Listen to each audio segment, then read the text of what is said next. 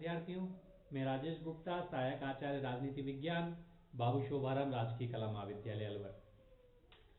आज हम राजनीति विकास के बारे में लुशियन पाई ने जो विचार दिए हैं उनका अध्ययन करेंगे। राजनीतिक विकास,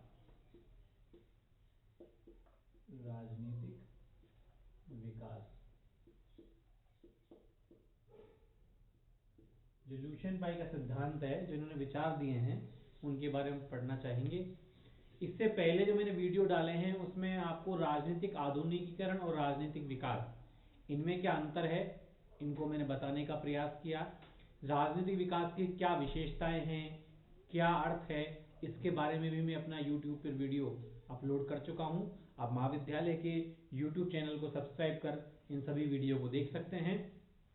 तो आज हम चर्चा करने वाले हैं लुशियन पाई के राजनीतिक विकास सिद्धांत पर। लुशियन पाई पे आने से पहले मैं दोबारा आपको बता दूं, जो राजनीतिक विकास की जो अवधारणा है, ये मुख्यतः व्यवहारवादी क्रांति की देन है, आधुनिक उपागम की देन है। जब द्वितीय विश्व युद्ध के बाद कई देश स्वतंत्र हुए और जब देश स्वतंत्र हुए तो उन शासन व्यवस्थाओं का मैं तुलनात्मक अध्ययन करना था। हमें ये पता लगाना था कि कौन सी राजनीतिक व्यवस्थाएं श्रेष्ठ हैं, कौन सी राजनीतिक व्यवस्थाएं विकसित हैं, कौन सी राजनीतिक व्यवस्थाएं विकासशील स्तर पर हैं और कौन सी अल्प विकसित हैं। तो इसका पता लगाने के लिए एक नई अवधारणा ने जन्म लिया, उसका नाम था राजनीतिक विकास। हम इस अवधारणा का प्रयोग करके हम बता सकते हैं कि कौन सी शासन व्यवस्था किस स्तर पर है। यदि ये जो मुख्यतः जो अवधारणा है, ये जो यूरोपीय देश के जो समर्थक विचारक रहे हैं, ब्रिटेन अमेरिका के जो विचारक रहे हैं, उन्होंने इस अवधारणा को जन्म दिया।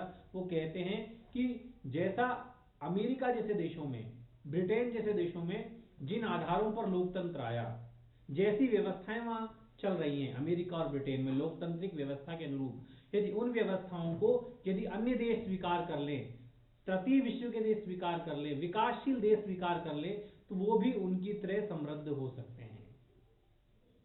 तो अमेरिका ब्रिटेन के जो समर्थक विद्वान हैं वो कहते हैं कि उनकी व्यवस्थाओं का अनुसरण करना चाहिए।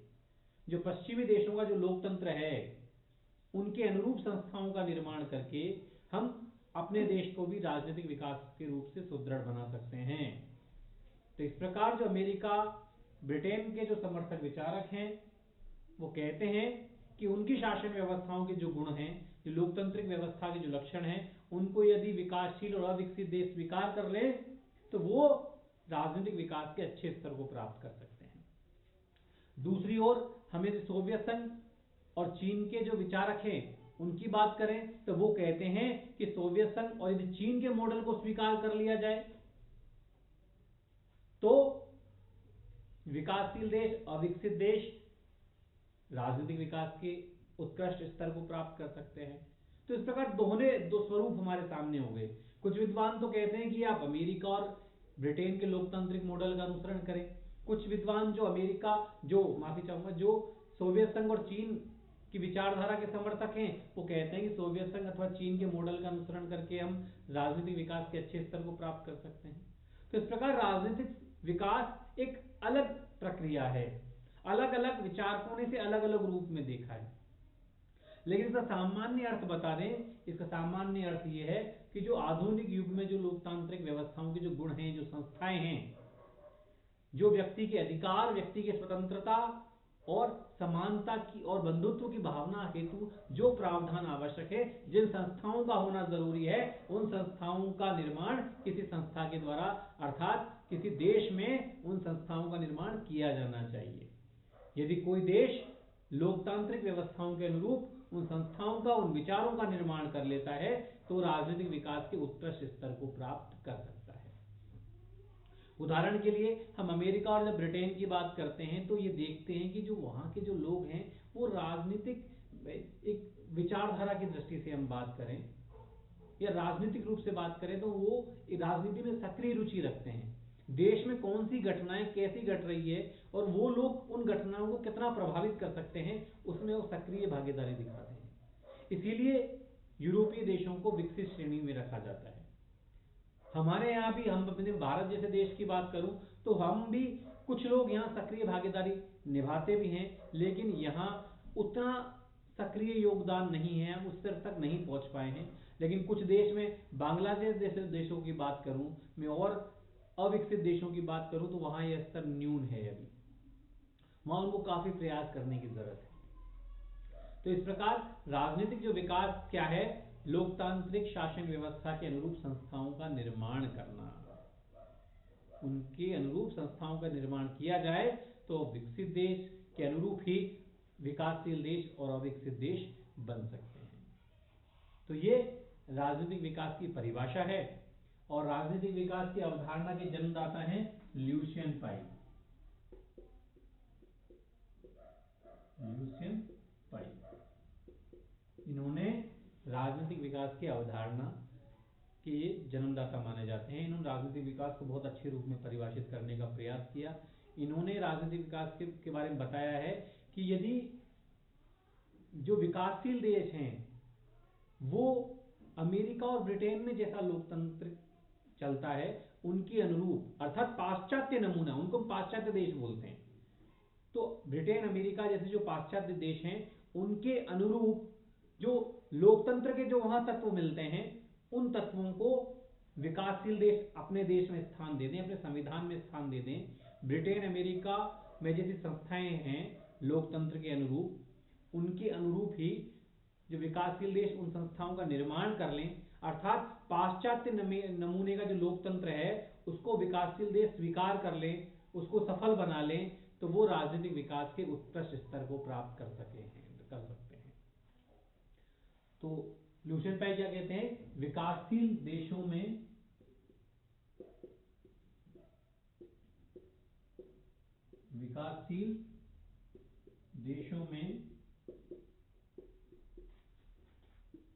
पाश्चात्य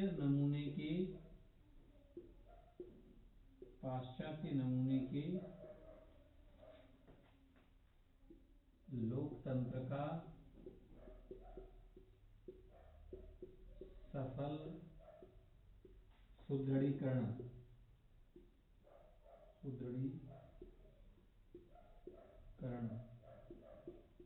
ये क्या है, ये है राजनीतिक विकास की परिभाषा। उन्होंने इसी परिभाषा को दूसरे शब्द में अभिव्यक्त भी किया है, संस्कृति का फैलाव,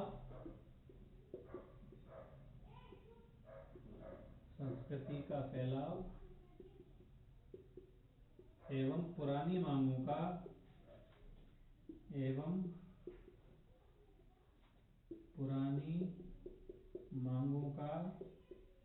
नई मांगों के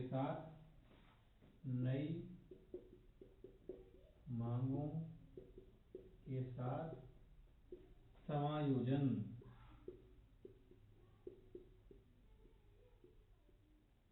अर्थात संस्कृति का फैलाव, अर्थात जो लोकतांत्रिक जो व्यवस्था के जो नियम हैं, जो विचार हैं, उनको यदि देश स्वीकार कर लें, कौन से देश स्वीकार करेंगे, जो अविकसित देश हैं, वो यदि लोकतांत्रिक जो संस्कृति है उसको स्वीकार कर लें, और वहां जो कट्टरता है उनको छोड़कर, जो पुराने मूल्यों के प्रति कट्टरता है, नए विचारों के प्रति आज भी वो स्वीकार नहीं कर रहे हैं, वो यदि इसको छोड़कर समायोजन कर लिया जाए और लोकतांत्रिक विचारों को और संस्थाओं को स्वीकार कर लिया जाए, तो कोई भी विकासशील देश, कोई भी अविकसित देश राजनीतिक विकास के अच्छे स्तर को प्राप्त कर सकता है।